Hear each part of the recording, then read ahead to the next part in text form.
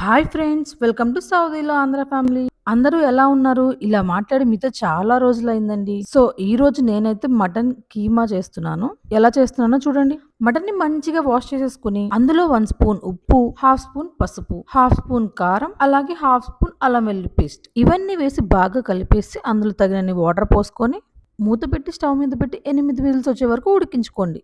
ఏంటి కుక్కర్ మారిపోయింది అనుకుంటున్నారా? నాది ఆ కుక్కర్ విజిల్స్ రావట్లేదండి. అది మర్చిపోయి నేను ఆ కుక్కర్ పెట్టేసాను. అందుకే మళ్ళీ ఈ కుక్కర్ మార్చేసాను. 8 విజిల్స్ వచ్చిన తర్వాత ఇంకో తవా పెట్టుకొని అందులో కొద్దిగా ఆయిల్ వేసుకొని, హోల్ గరం మసాలా వేసుకొని ఫ్రై చేసుకోండి కాసేపు. అవి ఫ్రై అయ్యాక అందులో ఒక ఆనియన్ ఏసి మంచిగా కలర్ మారే వరకు ఫ్రై చేయండి. ఇందులో ఇప్పుడు నేనైతే ఒక స్పెషల్ ఇంగ్రీడియంట్ ఏస్తున్నాను. అదే మెంతి కూర. మెంతి కూర బాగా ఫ్రై అయిన తర్వాత అందులోనే 2 ఆలు వేసుకున్నాను. ఆ ఆలూని, మెంతి కూరని బాగా కలుపుకొని అందులో కొంచెం సాల్ట్, అల్లం వెల్లుల్లి పేస్ట్ యాడ్ చేసుకొని మిక్స్ చేసుకున్నాను. మీరు కూడా ఇలా కొత్తగా ట్రై చేయండి ఒకసారి.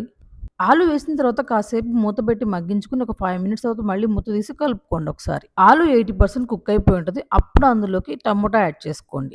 టొమాటోని బాగా మిక్స్ చేసి మూత పెట్టి ఒకసారి మగ్గించుకోండి. తరువాత టమోటా కూడా బాగా కుక్ అయ్యి అందులో నుంచి ఆయిల్ బయటకొస్తూ ఉంటుంది. ఆ టైంలో కొద్దిగా కారం, కొద్దిగా ధనియా పౌడర్, గరం మసాలా అండ్ జీరా పౌడర్ వేసుకొని బాగా కలుపుకోండి.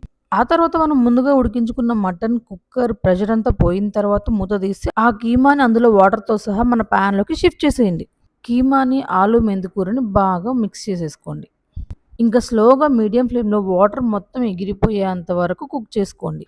ఇంకా ఫైనల్‌గా ఈ స్టేజ్‌లో కొత్తిమీర వేసుకొని దింపేసుకుంటే మన యమ్మీ కీమా అయితే రెడీ.